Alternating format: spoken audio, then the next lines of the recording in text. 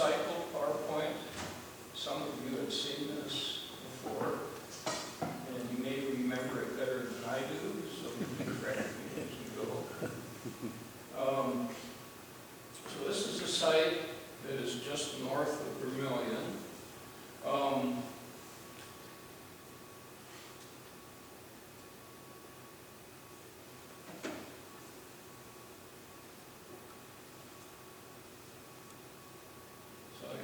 Recycled one, so I've been giving this to various groups, like Calvin and Hobbes.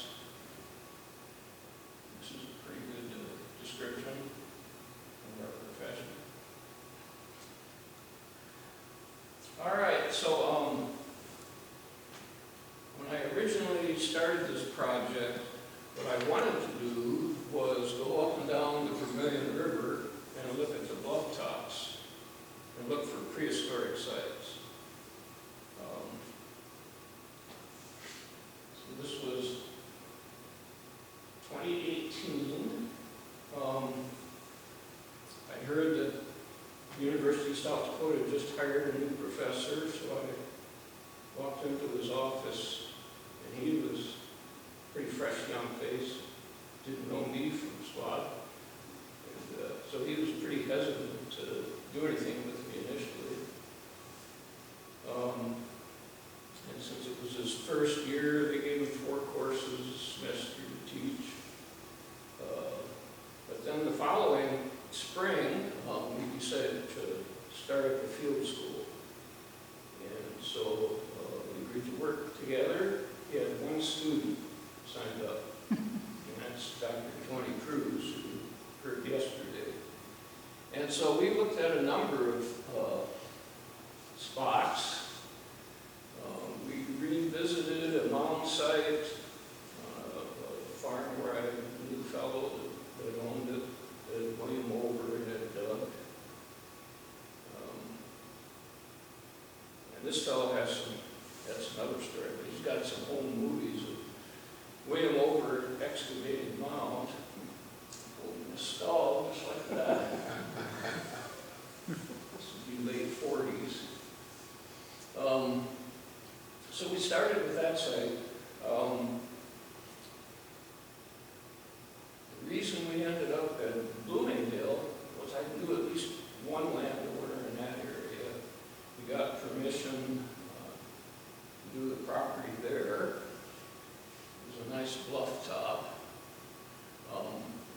Like I said, Tony is just starting out. At that point, there wasn't really any equipment in the lab, so I was with the Preservation Commission. We got some money to rent GPS equipment.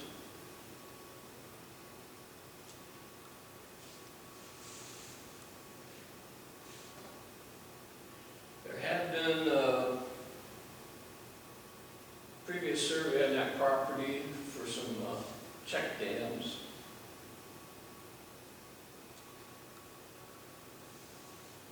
This is from the Research Center, and what you're seeing pretty much in the center there in section 25 is the previous surveys, and they were confined to the mouth of a small drainage. So he didn't, the fellow we all know, didn't venture outside the prescribed survey area, so nothing was recorded there.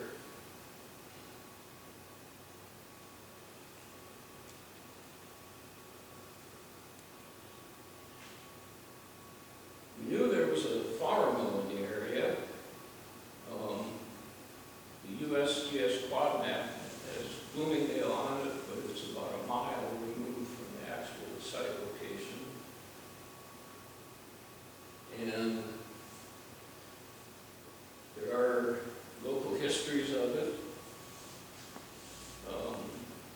The list of post offices show a post office in Bloomingdale.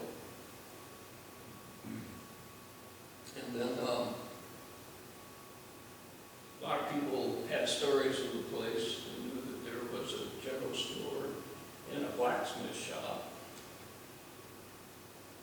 So this is all what we knew prior to our work. So it was a very early site in the county. They did have a post office there in 1871. Didn't last too long. The mill went out of operation around the turn of the century. And this is our survey area. So what you're seeing, that's Highway 19 that makes that big curve right there. And you can see where they mark where the SDAS has Bloomingdale. And then over on the right side, that long straight line there, the river got channelized quite early. This is early 20th century is when it got channelized. But the older course, when the mill was established, is on the west side of the valley there. And there's that large meander you see was tree covered.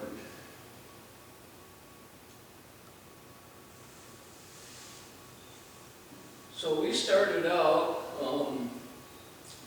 three of us, surveying the uplands there, and found a lot of historic material.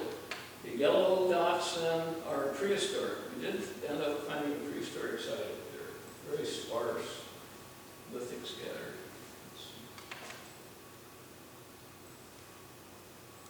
We're looking south-southeast here.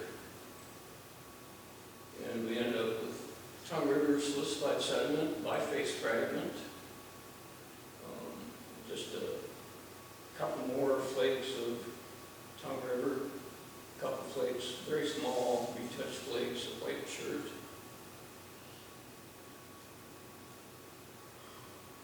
And then all the rest of that is pretty much domestic debris, historic debris, crockery, glassware, metal fragments.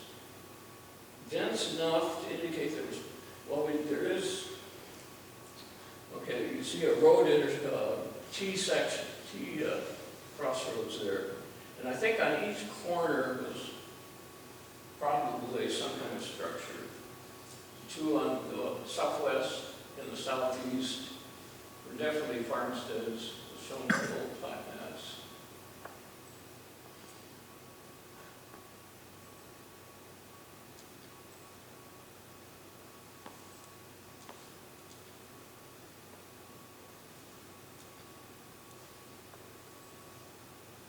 All right, so we knew there was a mill down there. Got a couple histories.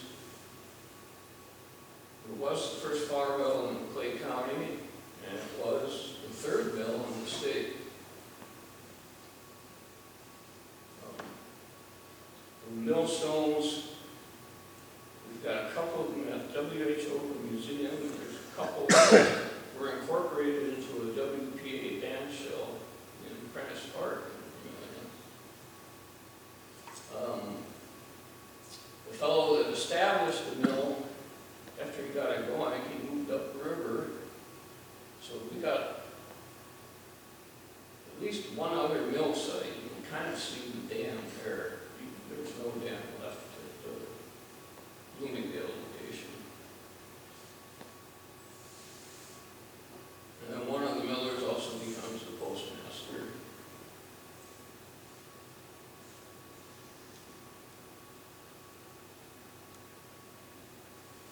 So it starts out as horizontal stones. So 1884, it's converted into a roller mill.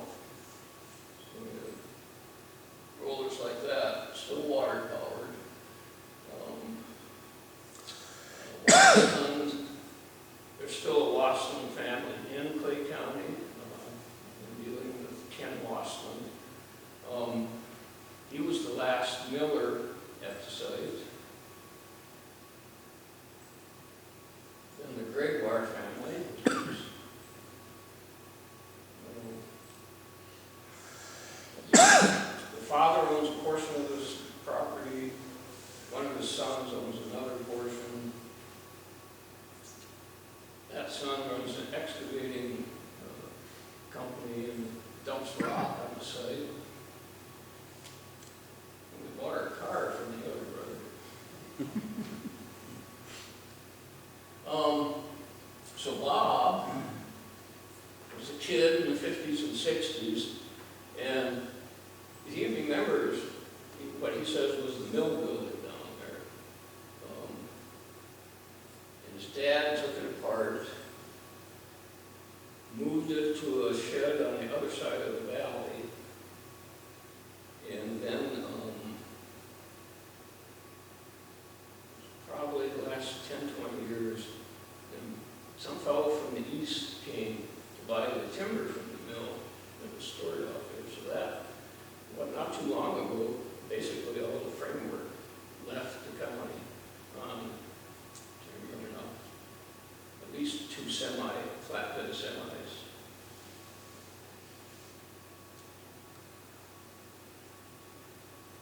So Bob remembered that building down along the old channel. What you're looking at here is that meander that shows up on that quad map. They used to have trees on it. So like I said, one of the sons of the excavating service, that family took down every tree on that meander. It was a pretty good bottomland.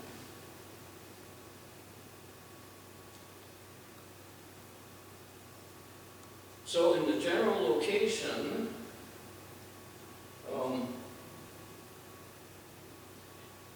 where he said the mill was, we started putting in test units. And did start to find some evidence. Let's see here. This is where we started. He said the big tree just west of the big tree. So we've got some early aerial photos here. Well, geez.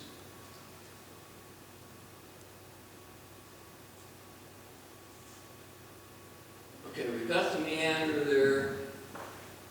You can see the road angling from the southwest to the northeast.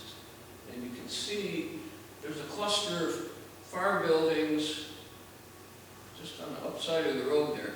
And then you can make out the channel, and just above that, I think you can see that there's a structure there. So that's the one that Bob Gregoire said was the mill. And that's the area we started testing. So this is 41.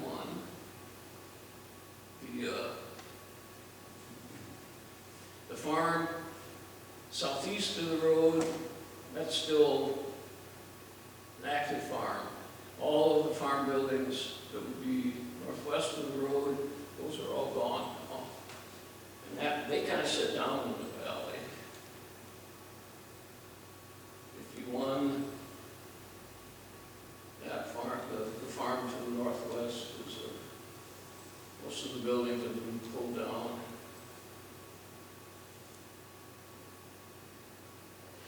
Like I said, it's been a while since I've run through this, so it's not quite in the order I'm remembering.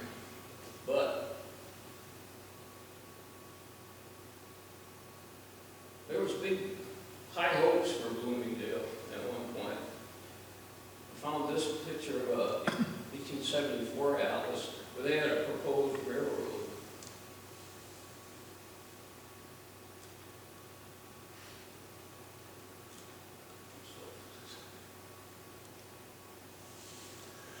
All right, so that was that first field season. So we revisited the site. Tony had, by that point, got some funding for another field school, and we had a lot more students. And we went down to that corner of the meander where we had evidence that mill was.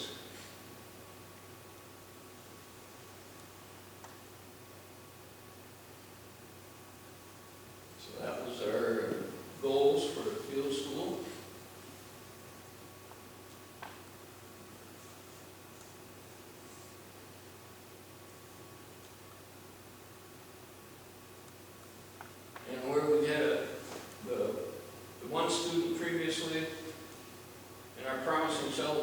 concentrated some one-by-ones around there, and we did start to find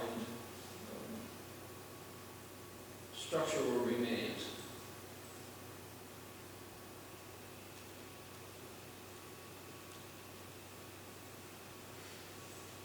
And this remains of what we interpreted as a pedestal. So the small white flags, that's all mortar, field stone.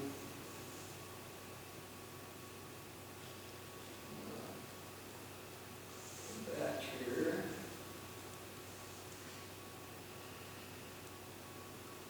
This came out of a newspaper in early 20s. It was an article in association with an obituary. I mentioned John Losland as being the last miller there. So the previous week they'd done an obituary on Losland and talked about him being the last miller at Bloomingdale. So then the next week the paper runs an article on the Bloomingdale mill. So on the east side of the building, on the left side of the screen there, it's hard to make out in this, but the building looks like it's sitting on pedestals. And then rough stone filled in between there. I mentioned one extant farm up there, and we think, if you look on the right side, you can see the farmhouse, kind of up. So we think we're looking southwest here. So that's what we think we found.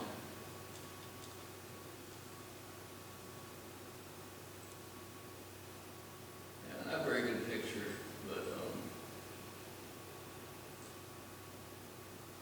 we're not sure what we're looking at down in the lower left there, if that might be that. The building was probably converted into storage for the farm.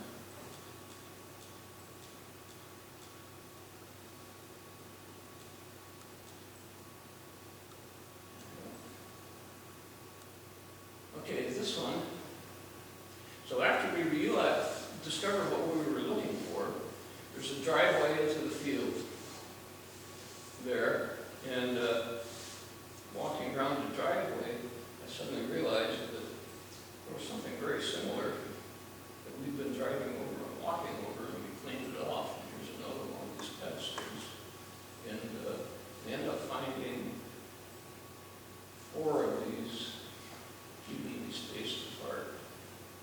So whether it was the actual mill or not, it was definitely an early building.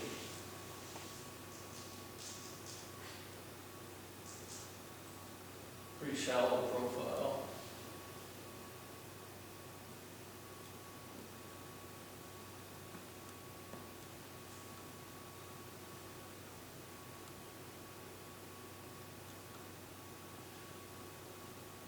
Okay, so after that, we went back to the other side of the river. I need to jump way ahead.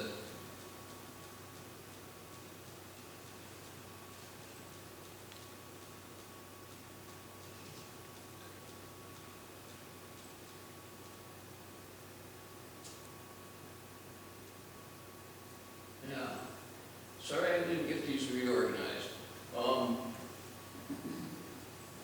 So down in the lower right-hand corner here is where we were excavating and found those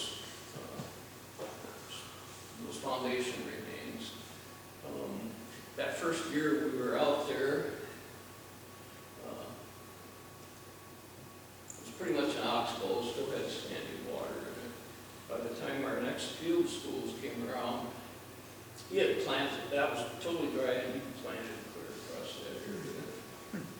We went into a few years of drought. This is, we're looking east down into the Vermilion River Valley, and so you've got just a short drainage way that dumps into the Vermilion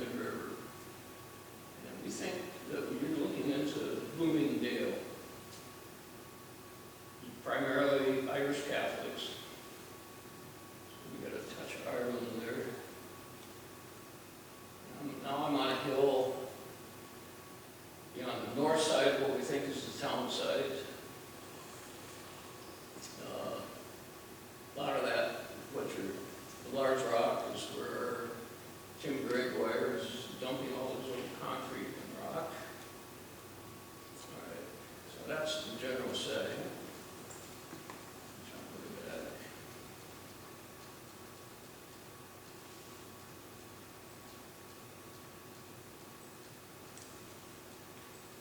Yeah, so we moved across the river. So are we all oriented here? The dark blob, that's the standing farmhouse. I don't recall that date of the quad. Well, this quad has to be pretty early because it's still showing that meander with trees in it. So we're 1950s, early 60s on this quad.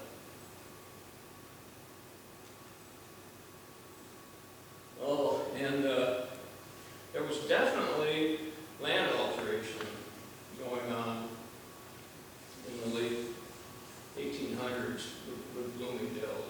You can see probably an old road remnant there where they cut off a ridge, a spur. And the ridge coming down, this is Pleistocene sand that was right at the surface of one of our test holes. But then our test holes brought up a number of positive holes, and we expanded those. One of the first ones, not too much here. We weren't sure if we were looking at chimney fall or something, but a lot of metal objects, and eventually roofing paper and roofing nails. Ended up getting a lot of clinker out of a couple of our holes. And then we got into this, so we get some actual foundations now.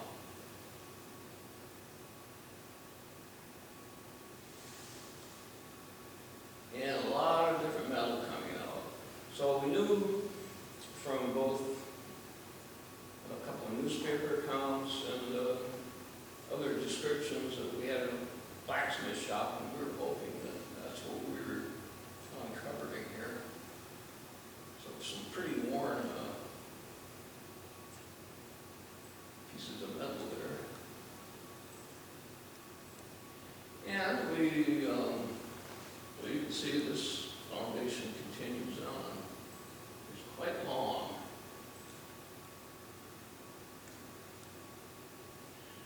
But then it's truncated up at the top there by some poured cement foundation.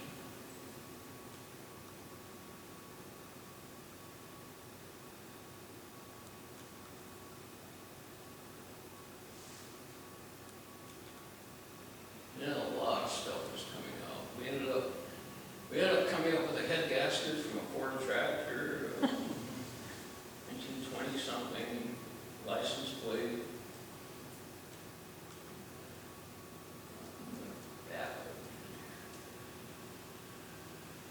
Okay, yeah, this one, the unit up toward the top of the picture,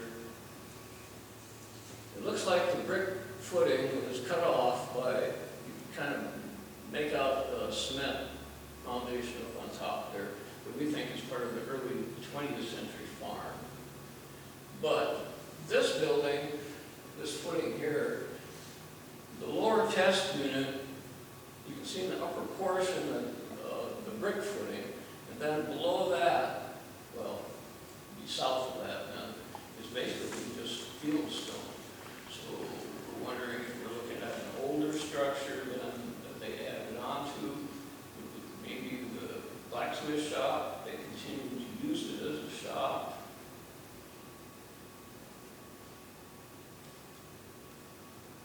And this is showing where the brick abuts what we think is an earlier fieldstone foundation. So yeah, so there's the fieldstone to the left, brick. And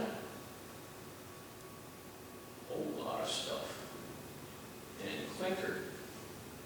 2 of our test units were nothing but clinker, what you might expect from a blacksmith. And then this is it's a small structure, actually, poured cement with this kick out here.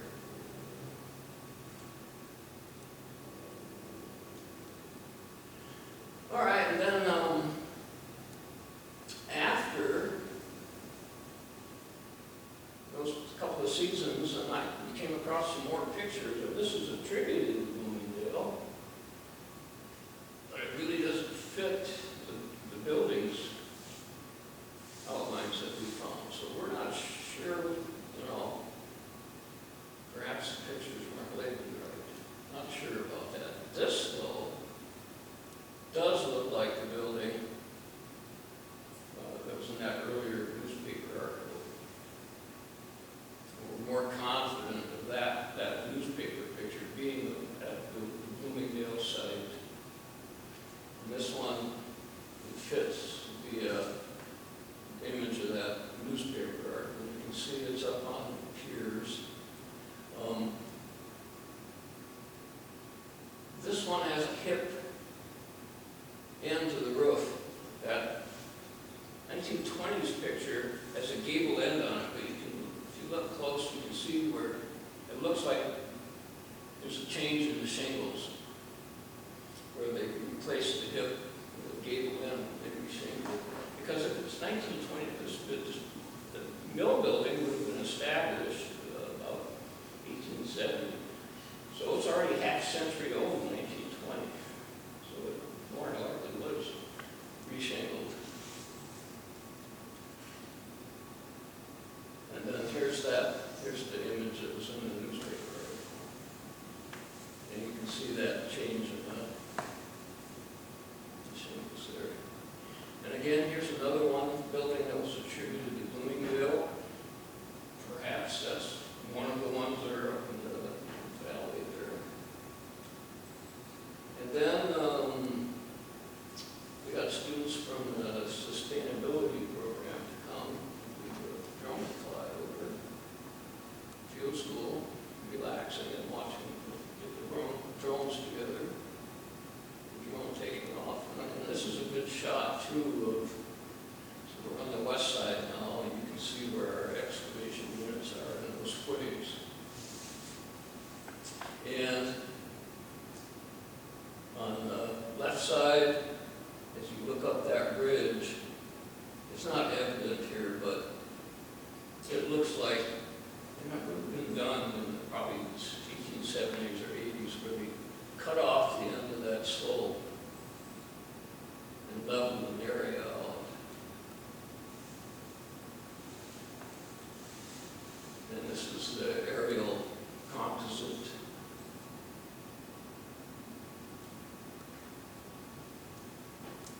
So we don't have LiDAR. We need the LiDAR of this thing. And this is showing, we managed to get a lot of test units out there. And the ones in the lower left there, they were positive, and it's kind of area, but that's probably a early 20th century farm there. So, and we got publicity.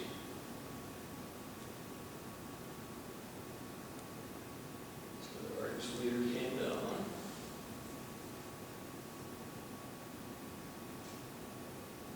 Students got to deal with journalists. We got on Teleland News too. One of the students got on the news. And then the University of South Dakota. So Tony, in a very short time, really built up the program using partly using Bloomingdale here and the publicity from it. So got Tony well established, and then he left Bloomingdale and meeting and went off to subsets.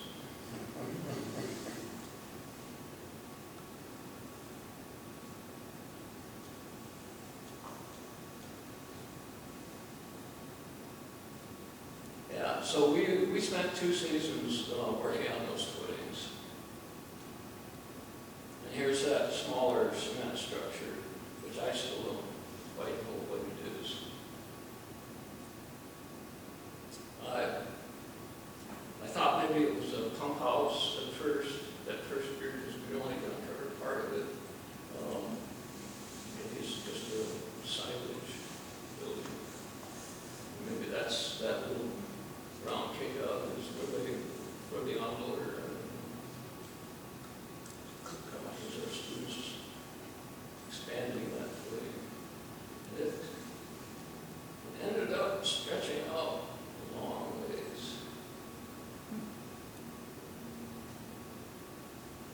And we never did find the other side, so like I said, Tony moved on to soap studs, you know, the best thing to do would be a perpendicular trench. So you can figure out what the other side of that building was. There's the head gasket. From an early Ford, four-cylinder.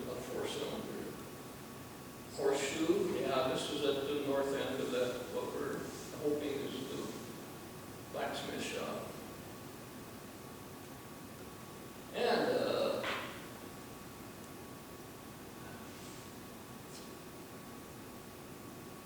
okay, so it still had liquid in it. It's early, probably from the back. It's got the rubber, it's not a rubber stopper, it's a rubber seal. Where you stick the syringe through the rubber. And so it's still got some liquid in it at some point, perhaps it will get analyzed. So these are all the groups that helped get this field school together.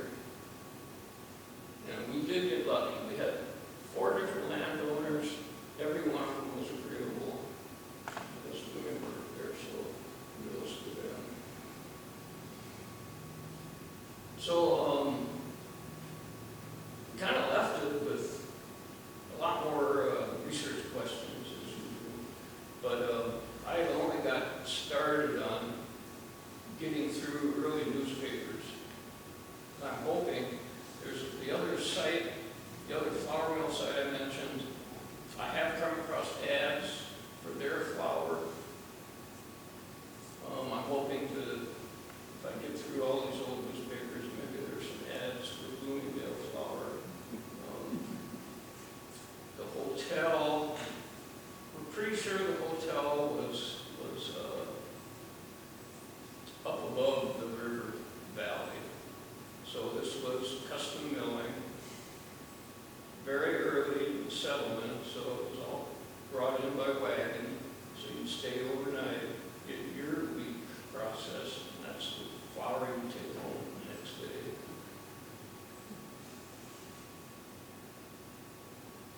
And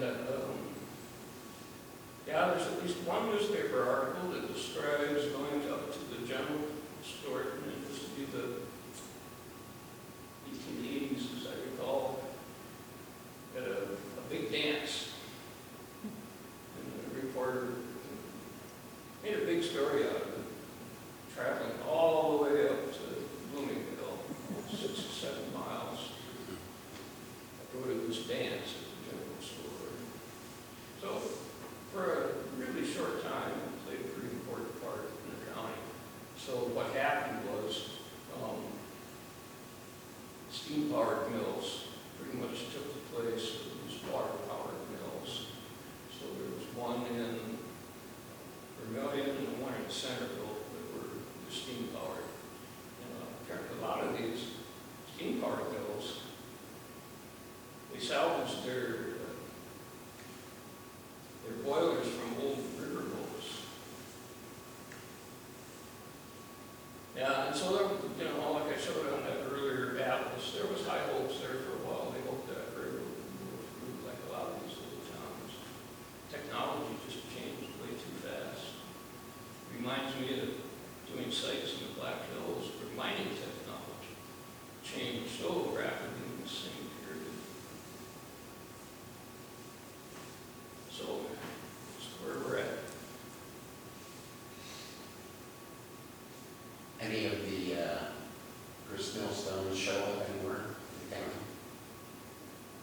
Well, like I said, there's a couple of them that are attributed to Bloomingdale that are at the museum. Okay. Yeah. And then two of them that are actually embedded in the band shell in Krus Park. And that's a site, that's a historic site in itself, it's a WPA band shell.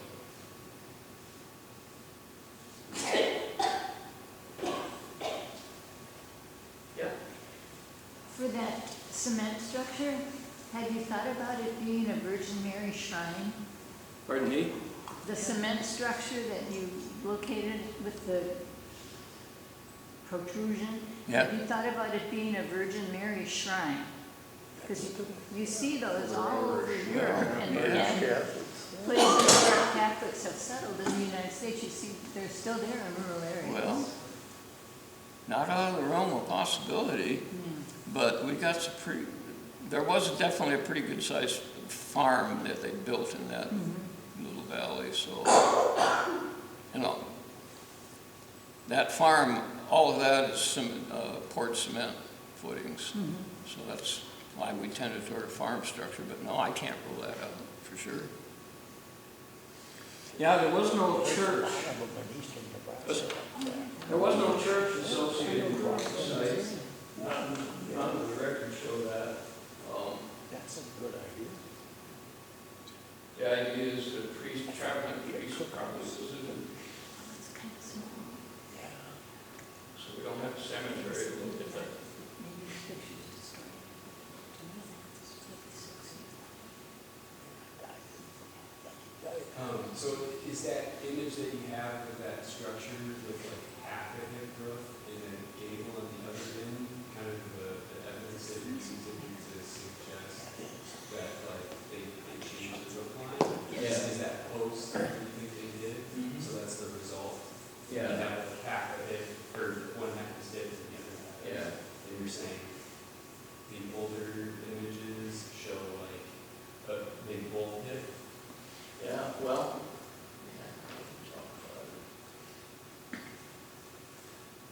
You sure not?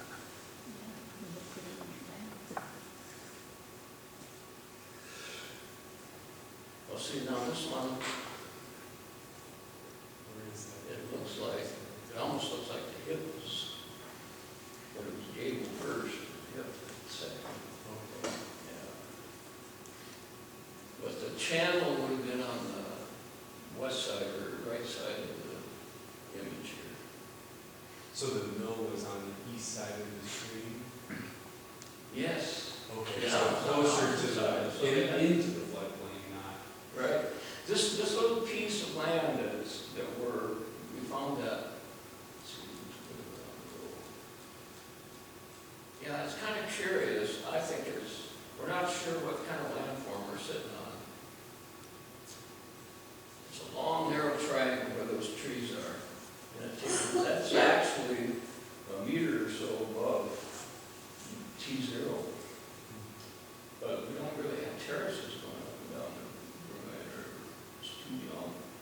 So and this is just the opposite where that mouth of that little drainage, so I'm tending toward the moving fan kind of thing. It's just high enough where I'm sure there was flooding, and maybe that comes from piers, but it's not sure.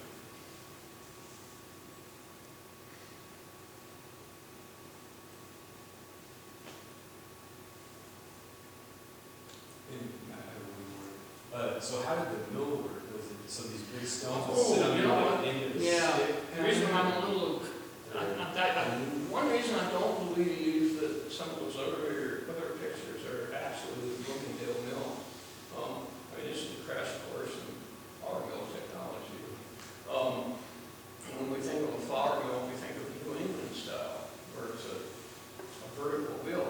But out here, where we have such shallow rivers, they were actually more like turbines. Okay. The wheel was horizontal, and I had more pictures, but there's a large shaft, and the fellow gave us the shaft,